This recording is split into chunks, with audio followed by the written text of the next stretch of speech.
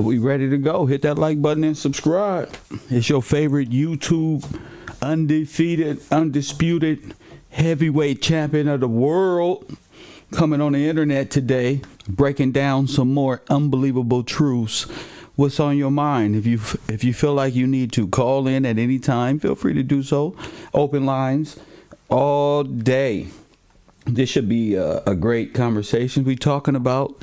Since we touched up on it yesterday, we're going to talk about the world fairs and the total destruction of the property that took place back then, that was disguised as a carnival. We're going to talk about your land before the destruction, before the bombing raids and the militias and the overthrowers and the coups. I'm a talk briefly about how your ass wasn't no damn Indian. Press 1. I'm coming out swinging. Ain't no time to say what's up to you. Press 1. Ain't no time. I'm the heavyweight champion of the world. Dane Calloway scared. Press 1. And Dane Calloway scared. Jabari scared. Tariq Nasheed, everybody scared. So why not just come out correctly? You feel me? I'm the heavyweight YouTube knowledge man of the world. Press 1. I just ordered me a championship belt off of eBay. Fuck it. Press 1. There is no way you can deny. Nigga, my suggestions are better than y'all truths. Nigga, my hypothesis. Nigga, forget my truths. Nigga, my guesses are better than y'all truths. That's a damn shame when a nigga can guess better than you can get shit right. Press 1. You ain't never heard of that one. Lord have mercy. And I can't stop. I was going to let y'all rest, but I said, no, it's day 5, nigga. October, hunt for the red October. Press 1. Hunt for the red October. Yeah, Satan don't stop, so why should I? You feel me? I'm like Puff Daddy right now. Can't stop, won't stop. Just delivering truth after truth. Look how easy it is to beat the Indians. Press 1. Hey, y'all want to see a dead body? Press 1.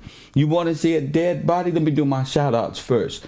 I'm going to destroy all Indians after my shout outs. How's that? I'm going to take it easy on you losers today. I'm going to take it easy. I'm going to kill it. I'm going to kill the philosophy in 10 minutes.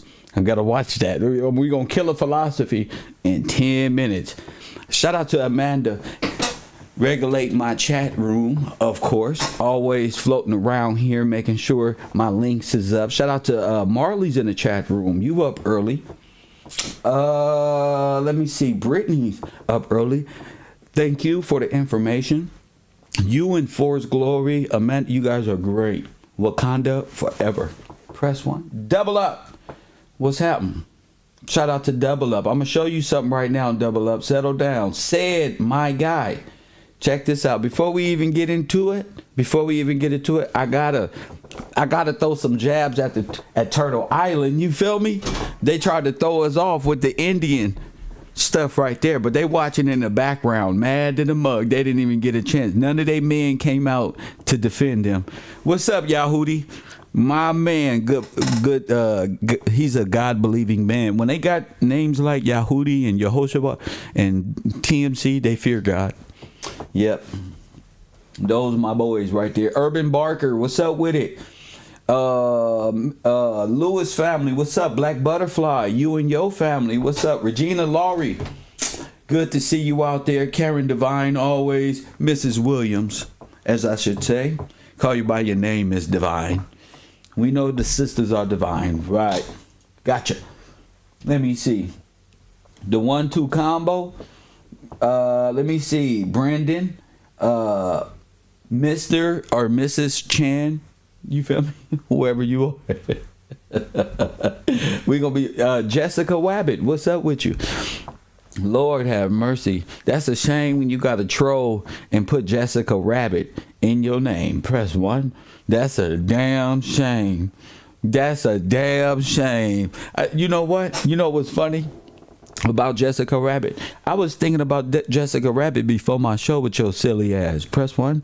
And something I couldn't get Jessica Rabbit when she was singing. I said, why do you wear nice clothes, Kev? Because I'm an old soul. I belong in the old time where they was playing jazz like Jessica Rabbit. So that's funny that you would troll like that. Fucking Lori is insane. Brittany, what's up with it? Golden Lady, Kid, what's up with you? Caleb, what's up? Shahalawam, I don't know how to even pronounce that, sir. That's not English, sir. Could you speak English, please? You trying to go way too far in your virtual life with these names in this language, sir. This is probably the only language in that language you know. Shahalawam al-Kayan. Nigga, bro, that take too much brain power to come up with that. We speak English. We supposed to be learning the word of God, and you up here with these words that's gonna confuse us, sir. Lord have mercy. It's Paleo Hebrew. This nigga done took 2 stones and put 2 stones together. Oh, it's Paleo. He just made it up. Press 1. Press 1. It's like when the Birdman go Pusheisty. It's from the bird tribe. Press 1.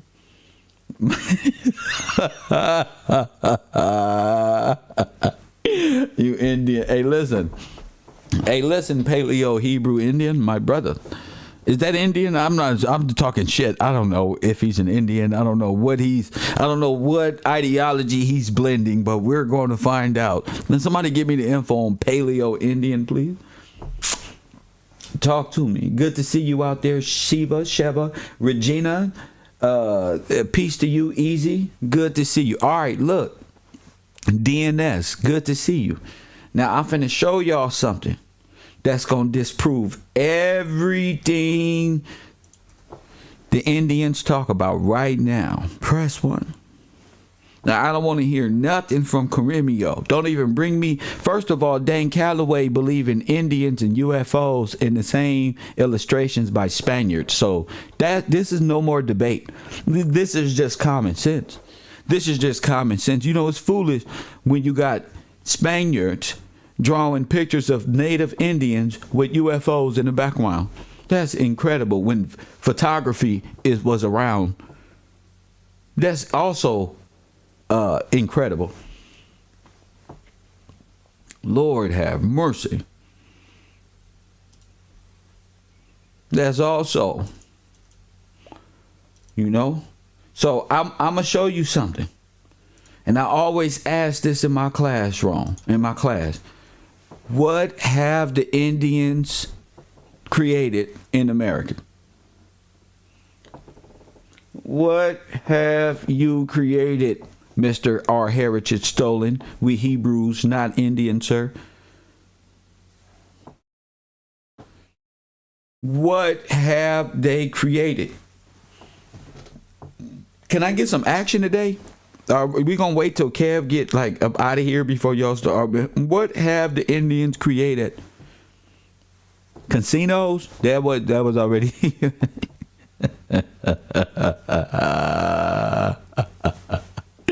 Kev Row. What the hell did y'all create? In what year was it? Document it.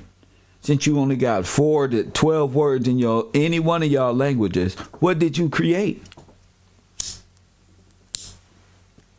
So this is the funny thing. Let me show y'all what Afro Americans created in the 1800s and the 1900s. Shall we? Press 1.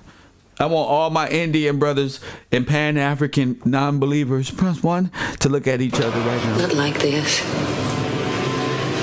Not like this. Now I'm going to show you something. This ain't no debates no more. This is straight action. We just get to it. Now ragdoll them like a pit bull. Press 1. Let's go to Exhibit A, B, C, D, and E, and F. Press 1. Now, these are not Indians. These are. Press 1. Caribbean and Freds want us to believe in 1883 we was around here looking like this. Press 1. Got your ass. That's why I said it ain't no debate. This is easy for me. This is for your audience, not you, right? Chat. All right, we connected. All right, look. 1883 is the year. Can I get that at least? Can I get that at least? 1883, right? That's what Kareem and them and the Indian believers, right? Charles Louis Baker. 1859, press 1 through 1826, right? Now, I'm just here to show you that things was already being patented. Things took years at this time to get them patented. Press 1. Wasn't no easy process. Press 1. This is 1859. Before Binneker and the blacks and the brothers, the steam and combustion engines and steel and doing all this stuff y'all think is new was already going on. Now look, bro. Now, bro, these are not Indian people, bro. And these are not Indian names, bro. And they did not get these names from slaves, bro. They got them from their fathers, bro. Press 1. Now, bro. This is, and I had to stop. I had to cut it off. Now, look. Look at this. Air conditioning. Frederick M. Jones, 1949. Let's go to 1791. Benjamin Binneker, 1839, 1899, 1889, it's 1875, 1945, 1897, 1791, 1892, Lord have mercy, 1896, 1878, 1882, 1884, 1880, and the list goes on and on and on. All black folk inventing things. Afro-Americans, who y'all colonial Americans, who created these things long before Ellis Island was open. Press 1. Long before any of your granddaddies got over here. Press 1. Long before, Lord have mercy. Lord. This is stuff you can Google. You can Google this. That's the beauty of it. You don't have to take my word on nothing. You see, there is no Wakasa. There is no this one and that one. They changed you into that to bring themselves.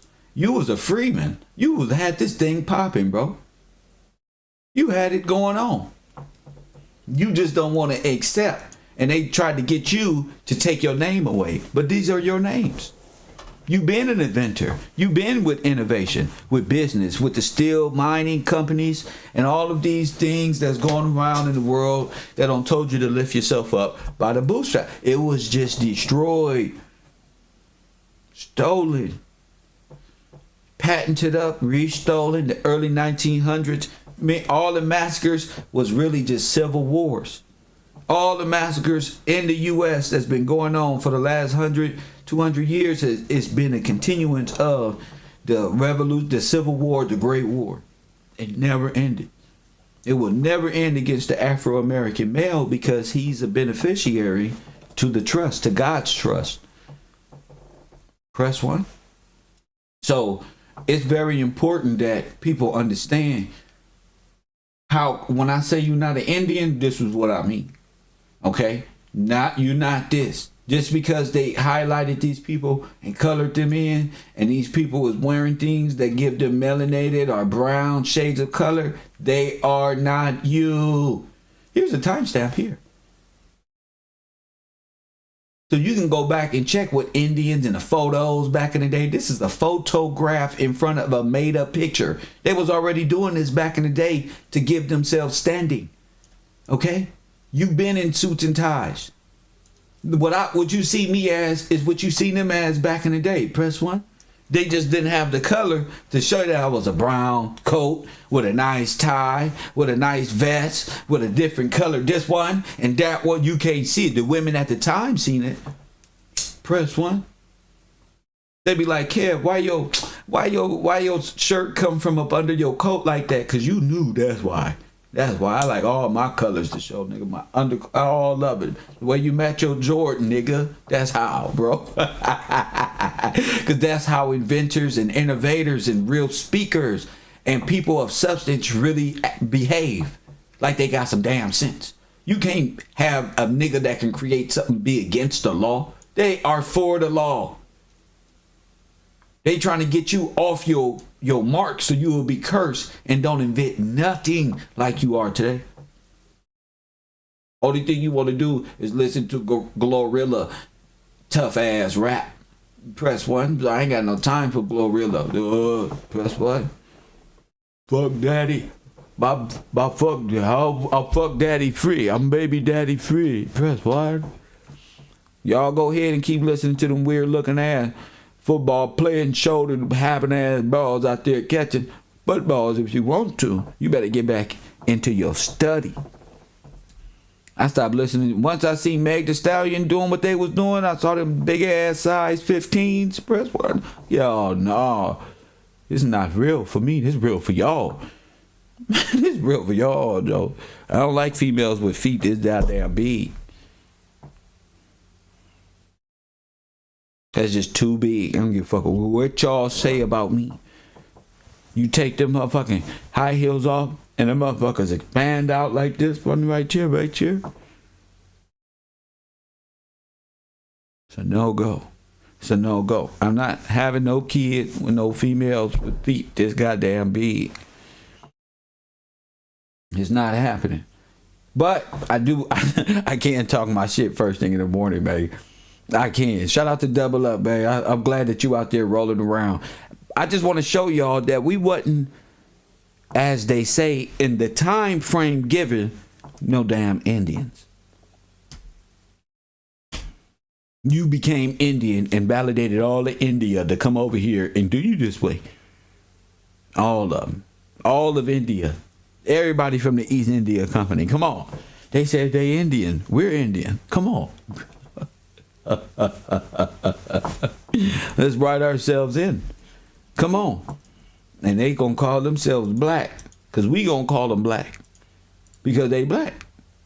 So it's a process into destroying a nation. Okay? So would you like to see what this nation was like around those times while they always trying to make it look like you was dirty in the town? There was nothing here at the time. I'm taking you back to Chicago World's Fairs first.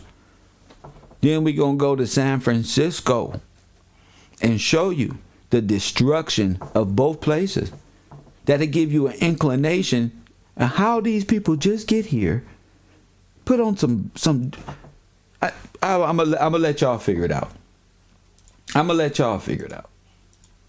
Kev, I did all the research on yesterday's video. Check the gold mine map of California and the location of the fire burning the areas down and telling residents they can't return. G Stacks, talk to me. G Stacks, send that to me. Somebody send that to me quick. I'll love it. But first, my people think that they were slaves and they was Indians and what, nothing here. But first, I'm gonna give you some time to present that information, G Stacks.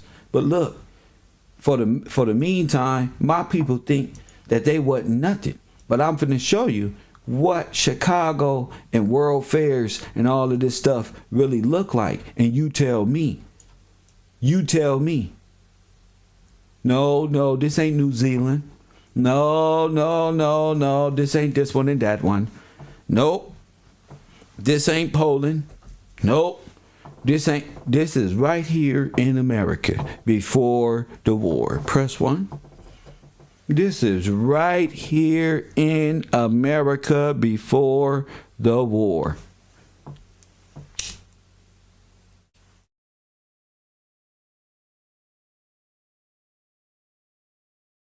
Right here in America. You say, what war? All of them.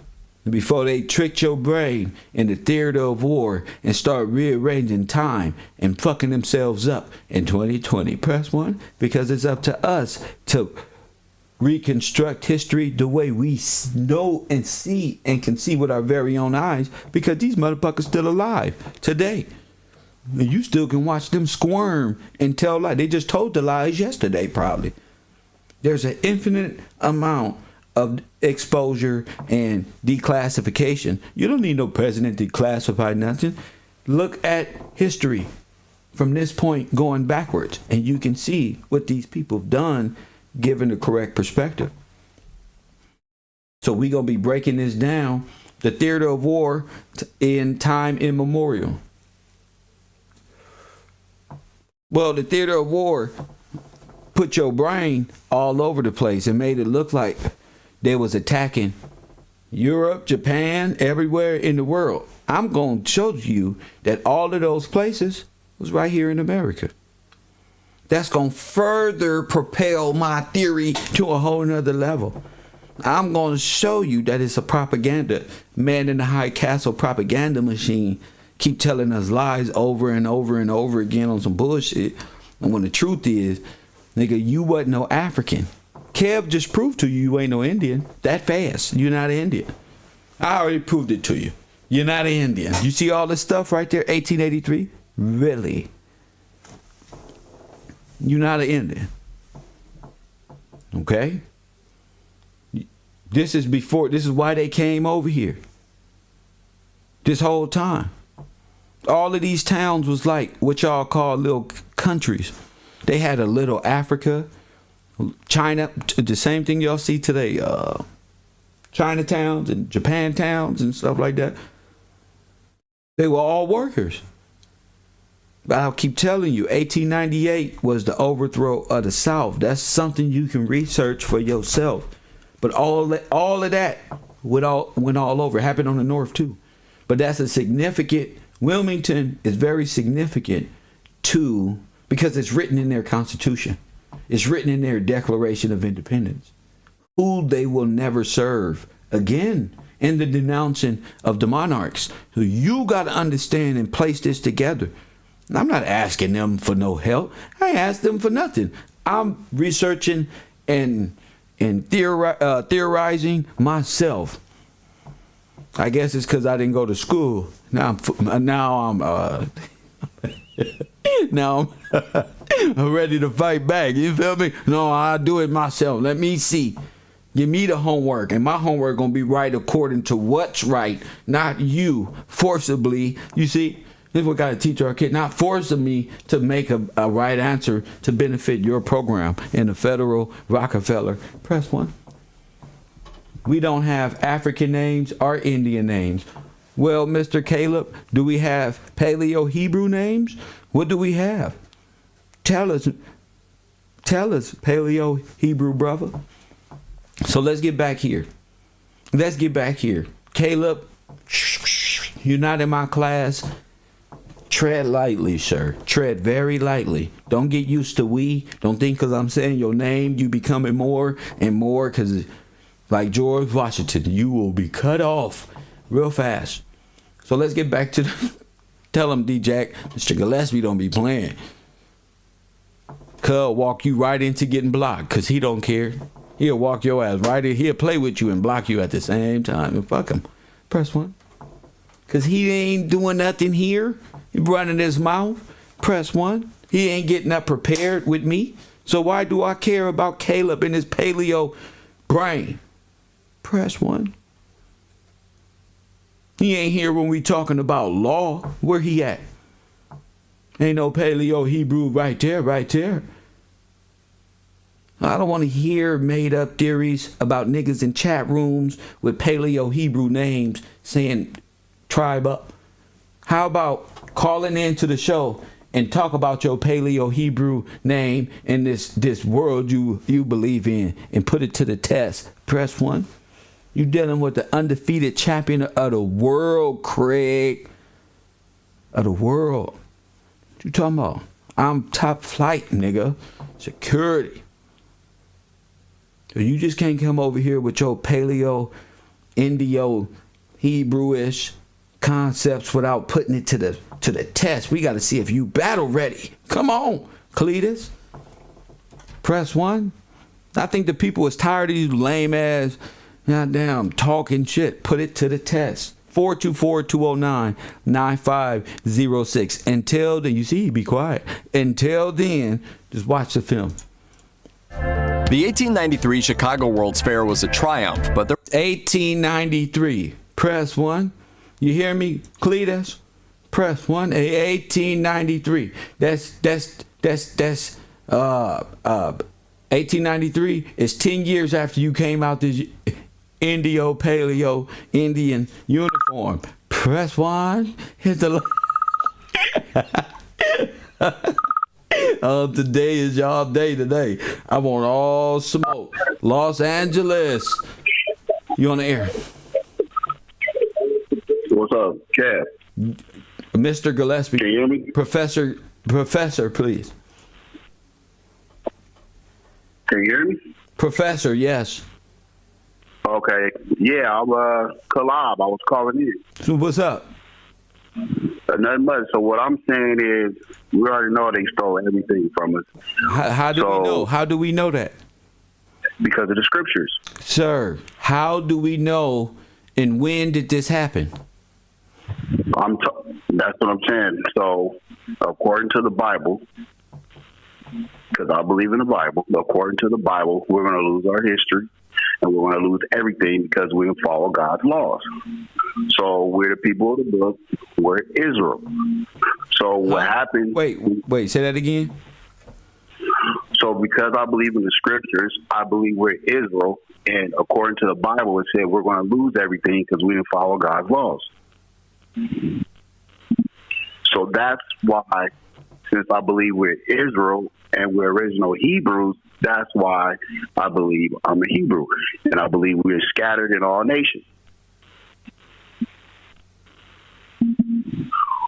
So these new terms, the Indian and no. English, when, sir, give us when you just jumping around. When did they take everything from us? Well, we went back and forth. I mean, since the beginning of the Bible, we've been talking about time frame. When did this happen? That's what I'm trying to say. It happened numerous times where we try to come back as a nation. We build up. I'm talking about this one right here. I'm talking about right here. Okay, so from my understanding, the last time we had the transatlantic slave trade and all that. What's that? That's when we got scattered in all nations. What's the transatlantic slave trade? What's that? Basically, when we went into slavery, according to the Bible, we're going to get scattered all over the place. Sir. So that happened around. Sir.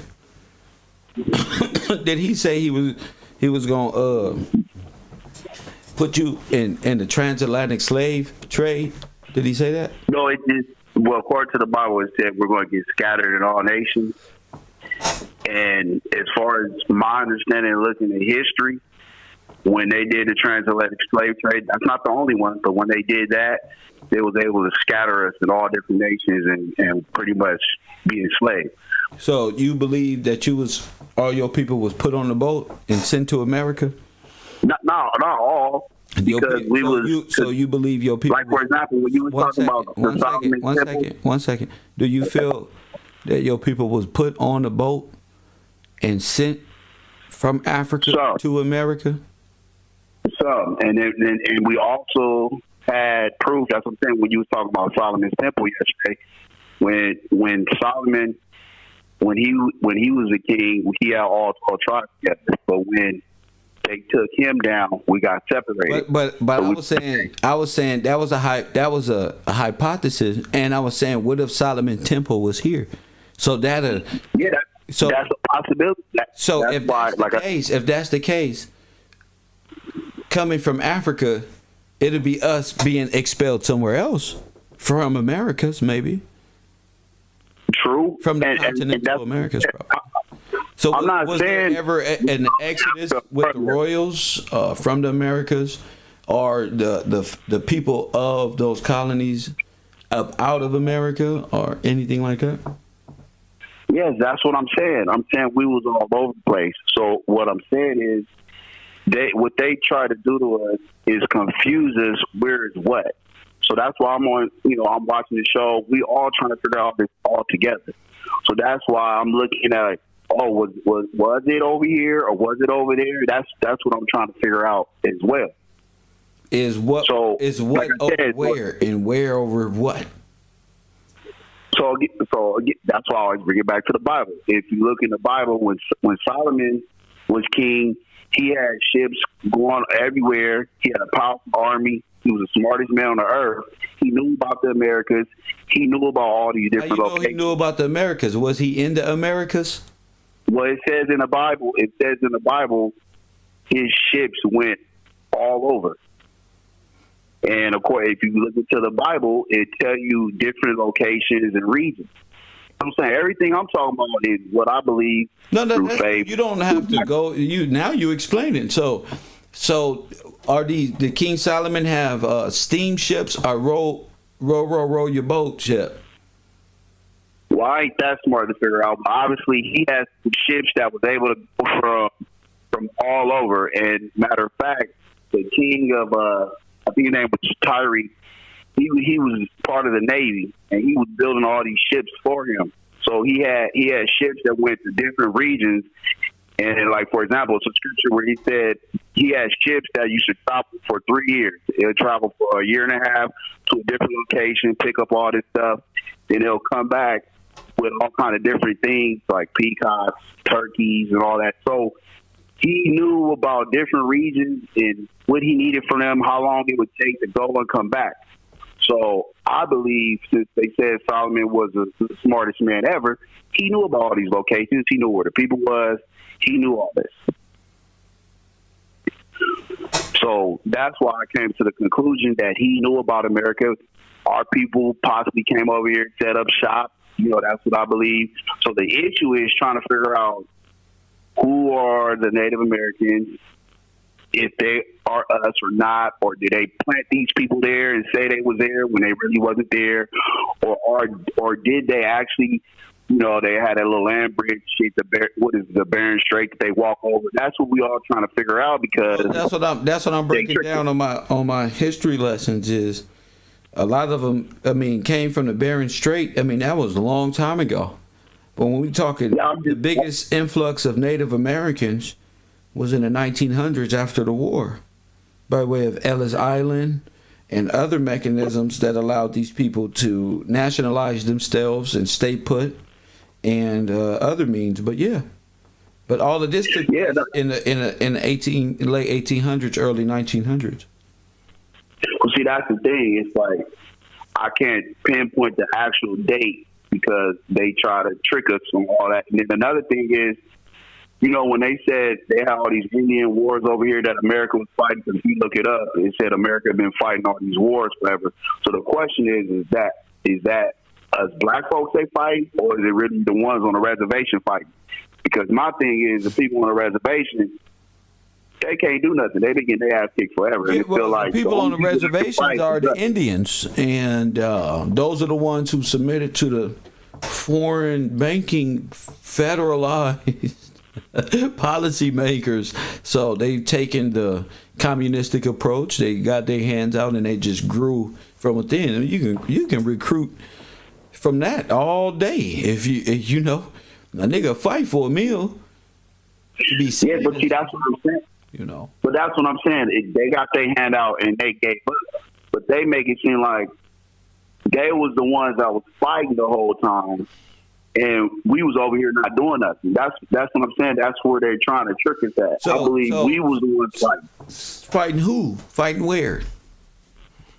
Fighting in America, but fighting against the powers that came over that took over. So the Americans, the colonial Americans, was fighting against the foreign occupiers. That's what you want to say. Yeah, but when you call them Americans, they try to separate us and say, okay, these are Native Americans that fight, and make it seem like we wasn't even over here. Well, they didn't become Native Americans until they were federalized in what year? Shit, I don't know the year. That's what you got to figure out. So I don't know the year. So you can hold them to that. Like I said, I just know they try to always. According to the Bible, they stole our shit. No. That's cool. But we're not talking in the Bible now. We're talking in the physical. So, boom. You can nail them in that time. Because if I ask you what time was this, you're going to say, well, I don't know. So yeah, I don't know that. You got to develop the timeline in which you are coming up with these theories so you can begin to X these things off yourself. That just takes work. Right. Yeah, that's all you gotta do. You'll be all right. Yeah, so I'm gonna look that up, and like I said, I'm in the chat. So what is the Paleo Hebrew? What is this thing you're talking about? So again, it goes back to the Bible. Like we was given the laws, we was given everything, and we're the original Hebrews. And like I said, Moses told us if we don't follow these laws, we're gonna get our ass kicked. Where did Moses get them laws? Where did he get those from? He got it from God when he was on that I can't remember what mountain he was on, but he went and talked to him for 40 These are the laws, man. Where did he get the laws from? From God. Where? I can't remember what mountain. It was somewhere over there. Over where? I think is it Mount Moriah? It's not over here. How you know it's not over here? Well, from my understanding, you don't got understanding. Your understanding come from your teachers. I go by what the scripture says. Sir, where it whoever says, taught you the scripture? Whoever taught you the scripture? I can't remember the mountain, but he got it. He got It's it. called Mount Sinai. Is in the chat room. Yeah. And then he went up there, talked to him, and then Where's he came Mount down. Sinai at, sir? Huh? Where is Mount Sinai, sir? Again, from my understanding, it's over there in Africa. Where in Africa? Africa wasn't Africa back then. Where is it? Okay, well then I don't know the name of whatever reason you want. You don't know what you believe and where it was. No, I do believe. Okay. That's what it says. Okay. Where is Mount Sinai, sir? It's over there in Africa. Why is not over here? I just don't believe it's over here because when you look at a boundary that says we're supposed to have, from this lake to that, all the way to here, from my understanding, when you look at the map, it showed you it's over there. And I'm not saying that it can't be over here. Don't explain your way out. I know what you're not saying. I'm saying be easy. Why having your mind said to you, what I'm really saying is, why couldn't Mount Sinai, is there a Mount Sinai in the Americas? It could be. You ever tried to figure it out? Yeah, I try to look up different maps. Like I look into the older maps. No. You ever just looked at Mount Sinai in America? You ever just did that? No. Just Google. Why not? I'm doing it right now with you on the phone. I just think I Googled I Googled was it Judah, Utah, and it took me over here to Utah, but no. I said I just didn't Sinai. I don't want to hear about Judah and Utah and nothing. I didn't Google that one. Why? That's where Moses got the law. Nigga, no. Where Nipsey live at? Where Nipsey live at? On Crenshaw Slauson, right? Everybody know that. So where did Moses get the law? Mount what? Sinai. Okay, now where is that? I'm on the phone. I can't Google it. Did you Google it? Where did it say? That's for you. I got one right here in New York. Wow. I didn't know that. What you mean you didn't know that? You just said you Googled. I said I never Googled that. I said I didn't know that. I didn't know it was one in New York. Now you just like I got to look up the Indian thing we talked about. I got to look it up. Look what Indian thing up. When they got federalized. Oh yeah. You got to look that up. That's the truth. So I got two things I already broke down. More to look up. You got a lot to look up. But Mount Sinai is in New York. They got one in Utah, I believe. So that's two locations. Yeah. So, like as I was telling the brother yesterday, a lot of these places that they speak about that's in Africa was here before it was even incorporated in Europe and North Africa or whatever they saying this stuff was. Mm-hmm. Thing about it is when it was incorporated, they're all corporations. Yeah. Yeah, those are the creation of those states when they're incorporated. So let me ask you a question. So you just believe everything happened over here, and we was always here, and what I offer is, what I say is, it's quite possible that everything they said they did over there really was going on right here, and all of these little wars they said they had with each other was really going on with you. That's a high probability at this stage. Yeah, that's what we all trying to figure out. That's the mystery. So that's what I'm saying. You said call in, so I was like, I'm gonna call in. You know, I ain't scared to call in. That's right. I just want to talk about what I believe and what's going on with me. Bye. Okay, see y'all later. Have fun. Bye, y'all. Happy birthday. Yeah, that was my kids. Yeah, shout out to them. But so like I was saying, so look, I'm not scared to say what I need to say. So I'm trying to figure it out. They did a wonderful job, and I'm trying to figure it out. They did a wonderful job. Yeah, they did. Just like, for example, the Bible said they're going to change landmarks names. They didn't change the ocean names around. They don't flip the whole compass around, north, south, east, and west. So you got to exactly. So I'm trying to figure this shit out. Yeah, the whole nautical base of people, what they think is off. So yeah, most definitely. Because I think they even talk about supposedly in Egypt when you go north is south and south is north, and so they fucked us all up. we gonna get to Egypt real soon, man. Thank you for calling in and being brave and speaking your piece. If you feel me, thank you for that. Yeah, it's all good, man. So I'll keep watching. Of course, thank you, champ. Los Angeles, California. Up is down, down is up. Baphomet type of shit. But look, without all that, without jumping into all the conspiracy stuff, let's go to Chicago and let's see exactly what they're trying to tell us what was going on. Because again, our teachers would tell us we came from Africa.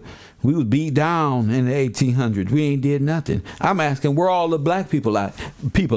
Ain't no way that this white lady sitting up on the screen dressed like this and black people was with chains around their neck somewhere in Africa being shipped over here, and all this great prosperity is going on. Not the truth whatsoever.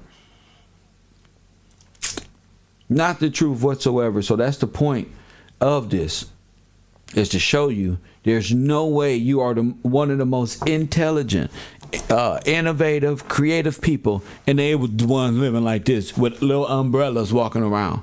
You gotta turn your niggerism on. I'm sorry, y'all. You gotta really turn your on right now. Ain't no way y'all the flyest people walking around. You belong way back then with the palaces. That's a palace on this damn screen. You don't know what a palace is. You just know the county building. You just know where to get the food stamps from. I say they had many mansions back then. There's mansions like Birdman and no. This is a mansion.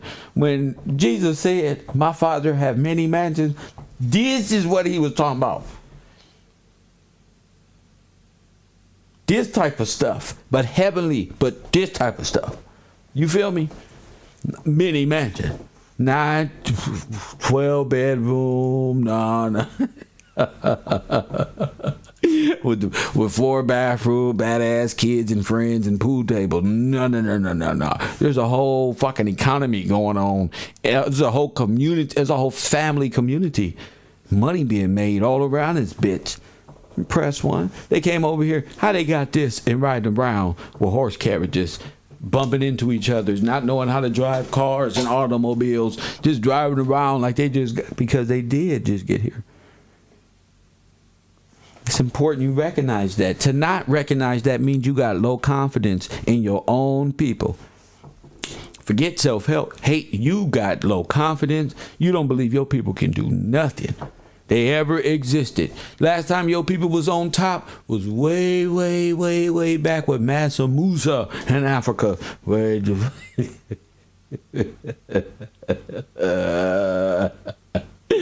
here. Kev is going to show you. Chicago, 1800. I'm talking palaces, and I'm telling you all of this was destroyed. All of it. You see how big the city is behind this? That's a whole world back there. Them is real homes back there. Real prosperity going on outside this place. Look like Disneyland, don't it? They had them all over the place.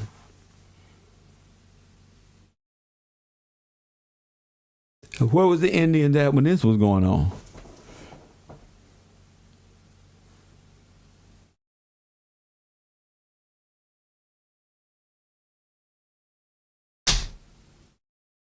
Excuse me, Lydia, I'm sorry, but Mount Sinai in Utah is very big.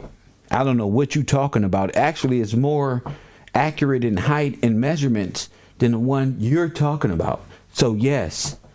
And ain't nothing better than the West Coast. I'm talking the West Coast, the way the sun hit, all that, yeah, palm trees, yeah, that sound like some guy to give his people to the whole thing. Yeah, right after the flood, it was over there. But we'll get to it. Lydia. You'll have time to call in and voice your opinion. Mr. Gillespie, Kev Row University on the air, what up? Mr. Gillespie, boy, you doing your thing, boy, you dropping goddamn jewels, bro. Talk to me. Yeah, man, I just was tuning in, man. I had caught a little bit. I be working a lot, right? So between that and fucking with them stocks, man, I be going through a lot, you know what I'm saying?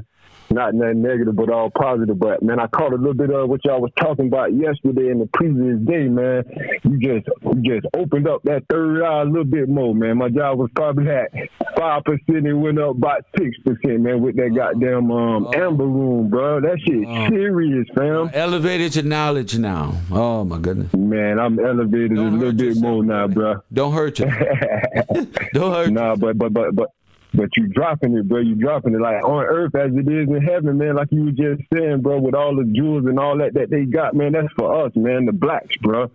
That's for us, bro. Our reparations, bro. All that gold and all that, man. That the government, with all what they got going on. I don't know how to talk proper like how you be dropping it, how you be giving it. You feel me? But I understand, bro. I can see it. You making me laugh.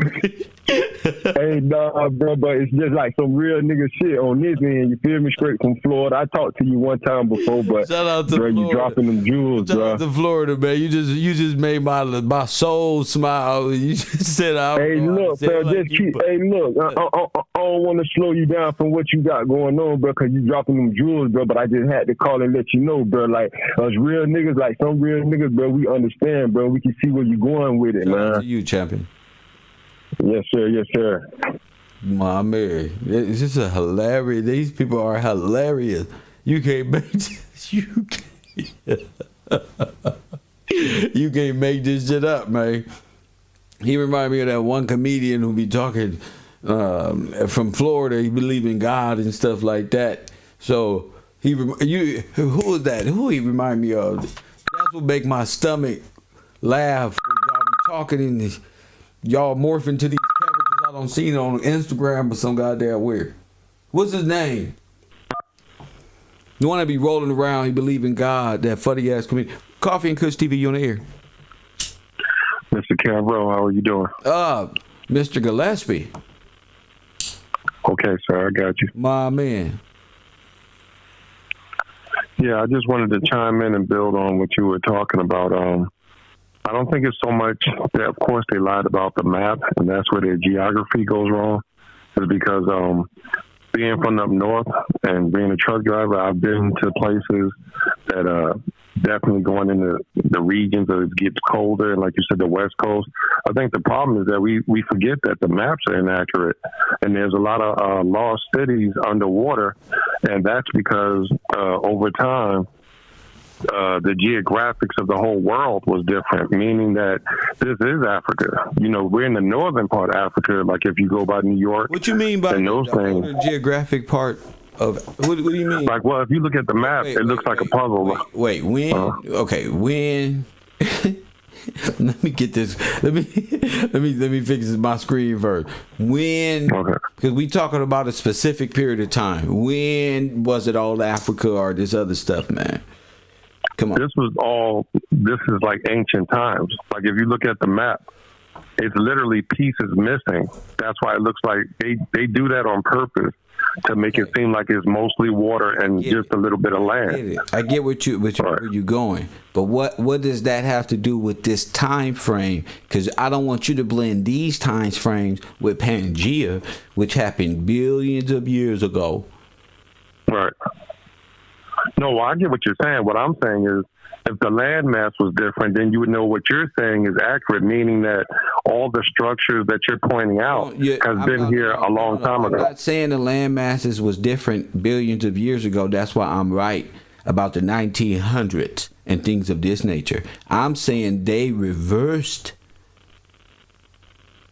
things, not that we were all connected in some mega city and then there's a sunken town somewhere. I don't know. Nor is that a part of the subject matter. I saw that on Aquaman, and that's real good. It's real good. No, that's not what I'm talking about, man. I'm talking about what you're. I'm talking about exactly what you're talking about. No, I'm talking about the structures of what you're pointing out. What I'm saying is that these are underwater, correct? No. All right, what I'm saying is those structures that you're putting on the picture, like the Indians and all that stuff, those structures that you're talking about on today's subject, I'm saying they were here. Like you said, there's pyramids in the Grand Canyon. This structure that I'm showing is in Chicago. It's called Chicago. We know this. I don't even want to go to no pyramid. I want to stay right here at the World Fairs. Mm-hmm. Well, that structure, that's what I'm trying to tell you. That's part of Africa. Where? This structure? That's not Chicago. We call it Chicago. Oh, it's Africa. Right. This is all Africa that we're... Well, it's not... I remember... Listen, I'm going to show a video where you may be correct about Africa being here and the Congo, which is insane that you brought that up. But because there is a World Fair video, I've actually caught a glimpse. And I had to pause it. It said Little Africa. I said, what? Okay, this is great. So you may be onto something with that. Go ahead. Yeah, that's all I was saying is that what we're calling Chicago and this is Africa. It may be. That's why what you were saying about... That'll change world history. That'll change our perspective of self-hate or Africa. And because they created Africa, the scramble for Africa happened in the mid-1900s. Right. So what I'm saying is when you were saying about Chicago, I'm saying that this is Africa, and that's why all the pyramids, those structures you're pointing out, everything is in America where black people were already here already. Even in the place that they call so-called Africa now, there's 54 different countries and millions of dialects. So we were already here, and that's where they get the confusion to make it seem like Africa is somewhere else. Okay, I don't know if maybe Africa is I don't know. It wouldn't be a whole country. No, remember, Africa is not the original name of our people's land. That's something that they colonized and gave us. No, so I don't know personally the original name of what we would call, the thing. But I'm just saying, as far as just to keep it simple, they're calling that so to make it seem like, again, like you said about politics and money. If I make you believe that you're a visitor, then you don't even know you're home. So you don't even know that you own this stuff. Well, I make it seem like you came from somewhere else. You black, and then you're a foreigner legally. You're placing. There you go. Exactly. Right. It would just beat you legally with your own law, and you exactly. You just step out of your position. Right. I mean, how come in America? How come that sounds perfect? I mean, how come if you know that in America, like Memphis and stuff, those are names over there. In Africa, those are ancient names that we name our city street. Why do white people, supremacists, name streets over here ancient Egypt names like Memphis? That's not from here. That's nothing they came with. That's from over there. Unless so I think it was already here. Yeah, unless it was right. It was already here, and they know that. They got that in D.C. where I worked at. for a time. They got the Olmecs, the heads. They got all the statues, the Sphinx. They got all that here.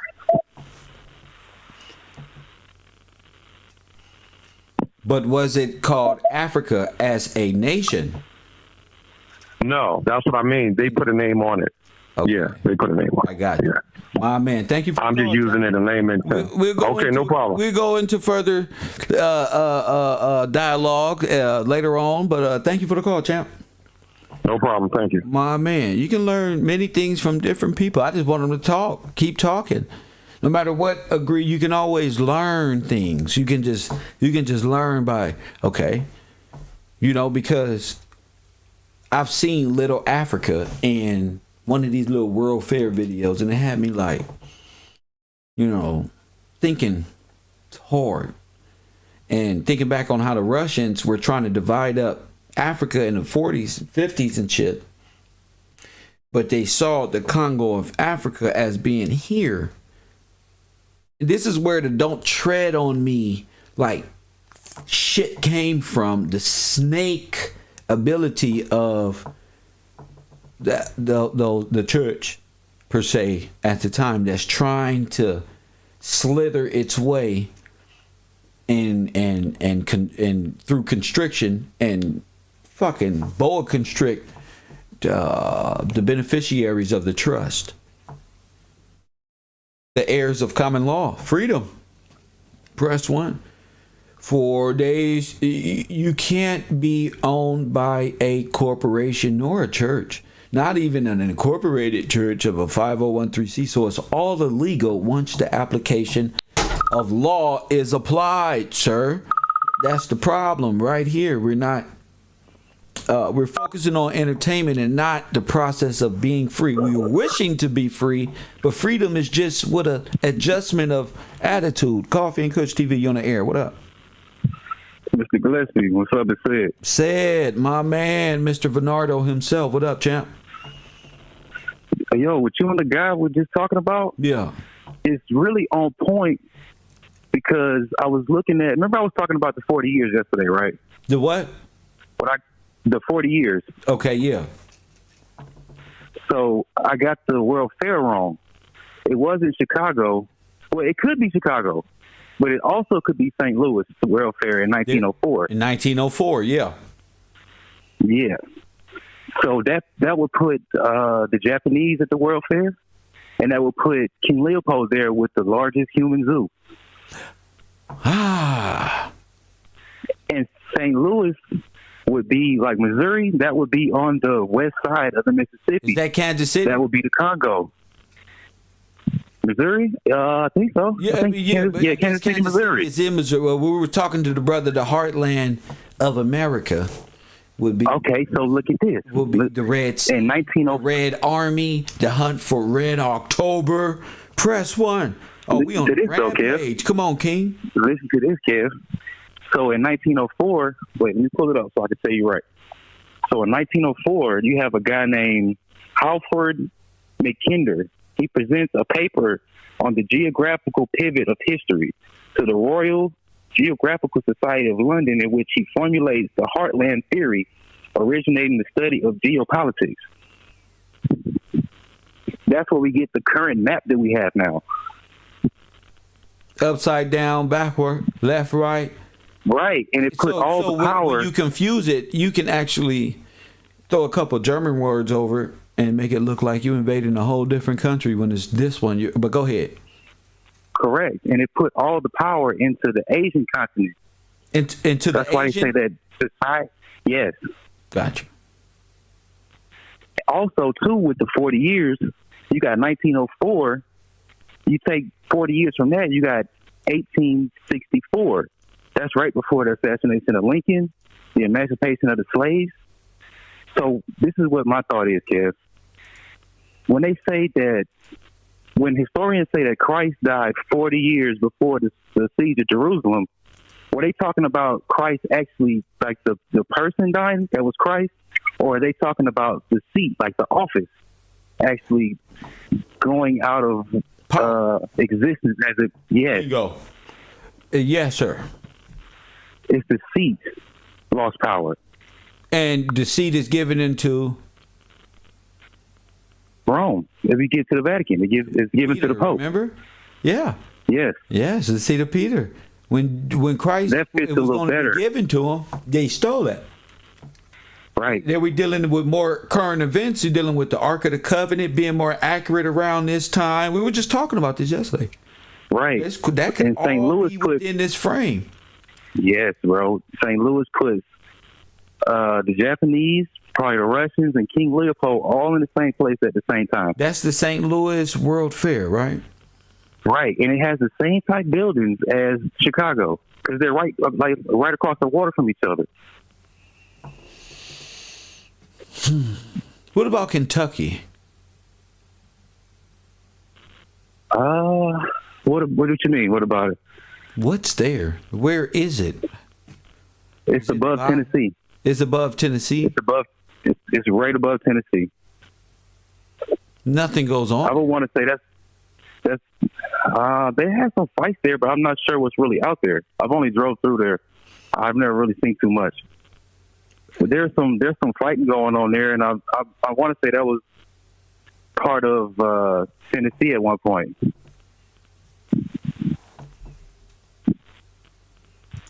Damn. That will make that all Gillespie. Why you say that? Because that's rowing. Yeah, all that before it was a border. You know, it would have to been willed to somebody. It have to be like a son. One of his sons was probably willed to that land, and it became Kentucky later on. But it was all in the same area. There was no dividing line at one point for that. Just like South Carolina. All that Dixie line shit is just made up. Oh yeah, They incorporated different towns and incorporate the corporation itself split and divided. The North. yeah, because that would probably have to do something with like a travel passport or something to get across the Dixie line or something. You know, something to that nature. That's what they was doing in The Man in the High Castle. They would have to go beyond different borders and present different papers. Right, you have to have a passport to travel if you weren't a sovereign. Right. That's I just had to throw that in there because it's crazy how it came up because I found the Heartland theory last night looking at the St. Louis World Fair, and the guy came up where he just rearranged he basically established geopolitics, and it just tells where the wealth is, What theory is and they that? put it all in Asia. The what theory? Heartland theory.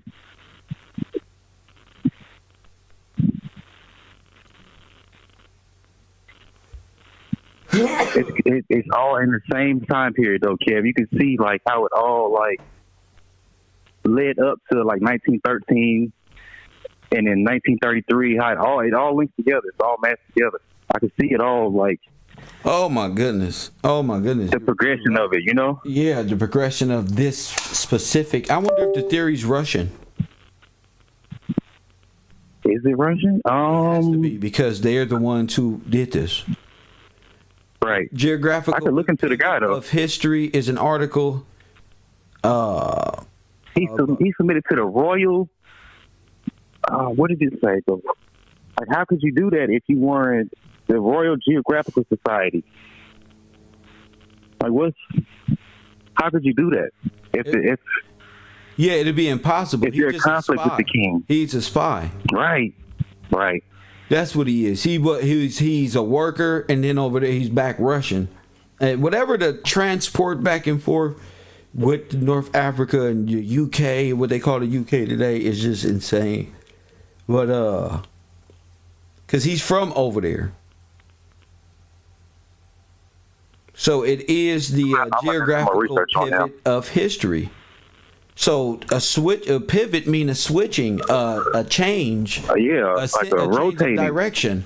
So if it's a change, of they direction, rotated it. that'll fuck up a person's nautical ability to make sense of it. That's crazy, right? That mean, even what you're saying means like you're that though, lost Kev, at that sea and you don't even know. maritime law, bro. It's maritime law, bro. You're lost at sea. You're in a perilous state. Your nautical senses are all. Your maps are all fucked up, like Captain off of Captain Sparrow, his compass was all fucked up. He didn't know where he was going, but always found the spot. True. Let me ask you this, too, Kev. I don't mean to change the subject, but it's on point what we're talking about now. Have you seen what the case that the Supreme Court is bringing up now? What the Supreme Court versus Sackett? Versus what? Sackett. Sackett. No. What is that? They started court on Monday. They started Monday with the trial.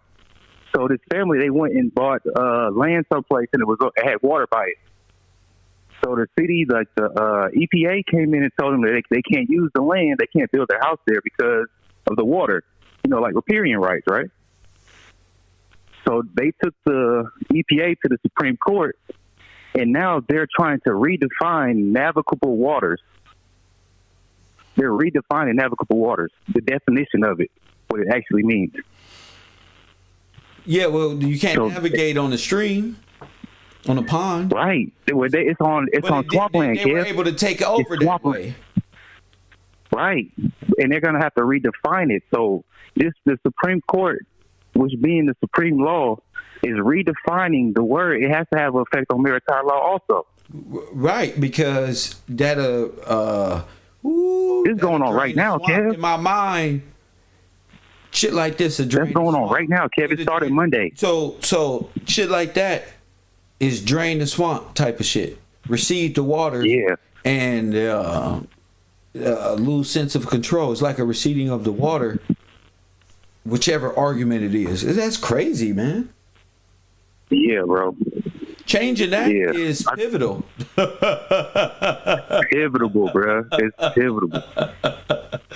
Yeah, so if you've been in that situation this whole time, and changing that will be a pivotal outcome, then the opposite will occur.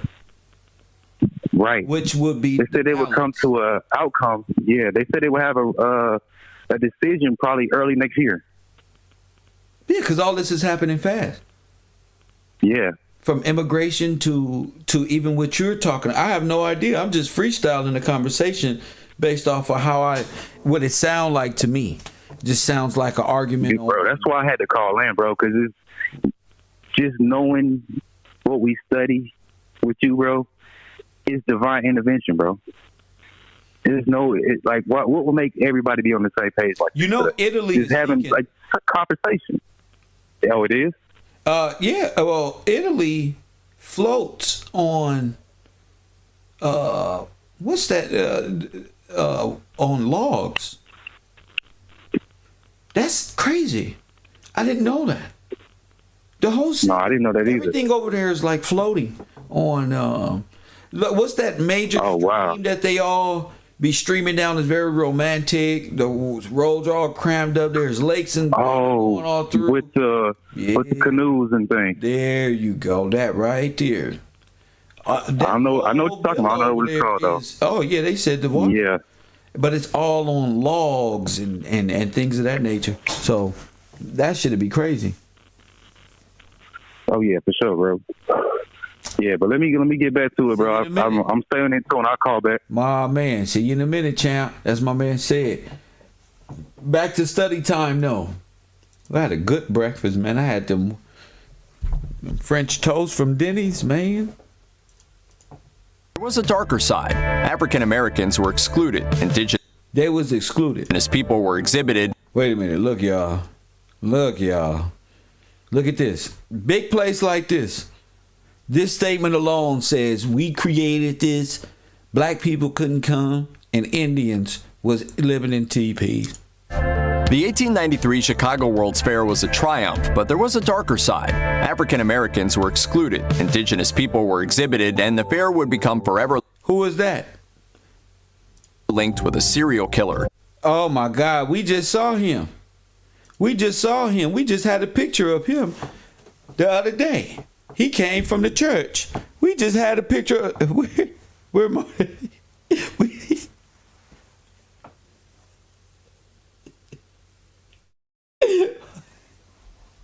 This is incredible. We just had this guy forever linked with a serial killer. This is the incredible story of the 1893 Look at this. World's Fair. 1893. Remember cowboys and Indians, remember? 1893, come on. The 1893 World's Fair was considered a remarkable achievement, not least because it took place just 22 years after Chicago was gutted by fire. It took place right after 22 years after Chicago was gutted by fire. Press 1. These places was right here. Between October 8th and 10th, 1871, a huge inferno ripped through the mostly wooden city. A huge inferno ripped through the mostly wooden city. Press 1.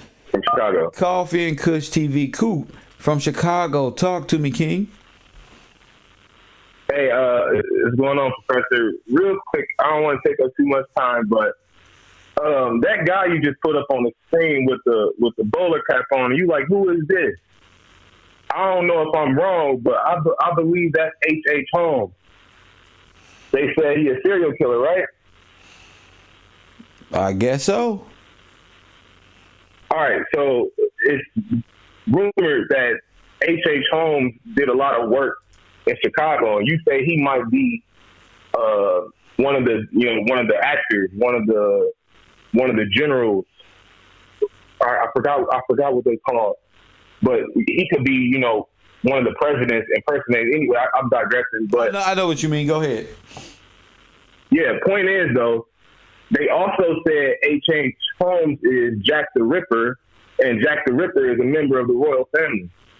So this is all kind of tying up. It's all the loose ends are coming back around to each other. Interesting. That's all I wanted to ask, Professor. That's all. Thank you. A little quick talk. My man. Thank you for that. National Geographic reports that an estimated This is destruction. 300 people were killed and 17,500 structures were destroyed. 17,500 structures. 17,500 structures. And only 300 people dead. Look at this, family. Look at this. 17,000 structures. Over 17,000 structures. And only 300 people. 17,000 structures.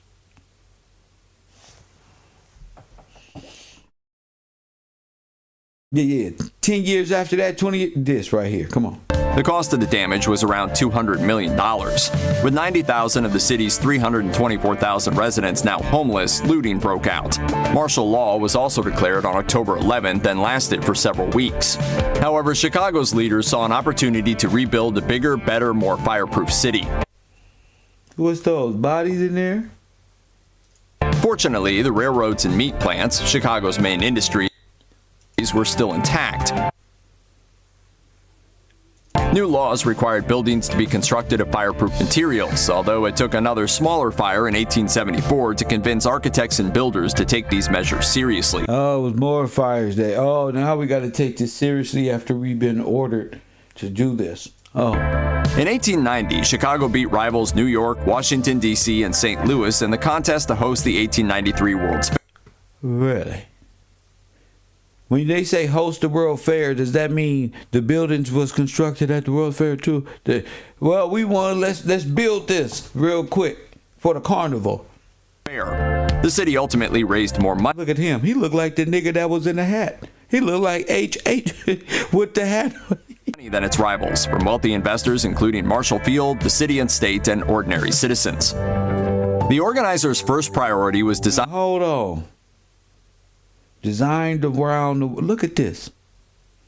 I want y'all to really pay attention to this, because if this was in China, you would be saying you want to go. If I would say no, that's not you. I got to go to China to see the.